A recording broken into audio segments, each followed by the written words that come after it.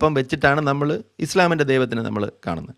അപ്പോൾ ഇസ്ലാം മുന്നോട്ട് വയ്ക്കുന്ന ദൈവം എന്ന് പറയുന്നത് ഈ മുഹമ്മദിൻ്റെ ഹാൻഡ് പപ്പറ്റായിട്ട് സൂറത്തുൽ നിസായിൽ പറഞ്ഞിരിക്കുന്ന ഈ സ്ത്രീകളെ ട്രീറ്റ് ചെയ്യുന്ന രീതിയും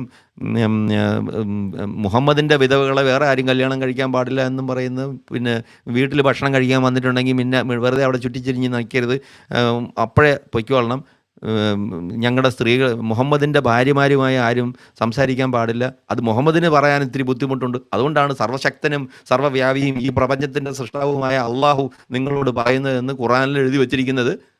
വളരെ നാണം കെട്ട പരിപാടിയാണ്. ഇങ്ങനെ ഒരു ദൈവമാണ് മുഹമ്മദിൻ്റെ ദൈവം എന്ന് പറഞ്ഞിട്ടുണ്ടെന്നുണ്ടെങ്കിൽ അത് പ്രശ്നമാണ്. അതാണ് ഒറിജിനൽ ദൈവമാണെന്നുണ്ടെങ്കിൽ ഇതിന് ഒരു നിലവാരമില്ലാത്ത ദൈവമാണത്. അല്ല, നമ്മൾ അന്നേരം ഒരു കംപ്ലീറ്റ് നിങ്ങൾ അതൊരു ദൈവത്തിന്റെ ഒരു ഇടപെടൽ കംപ്ലീറ്റ് നിങ്ങൾ റെഫ്യൂസ് ചെയ്യുക. അത് അങ്ങനെ ഒരു ദൈവം ഉണ്ടാവാനുള്ള സാധ്യത വളരെ വളരെ കുറവാണ്. ഒരു ഒരു ഒരു ഒരാൾ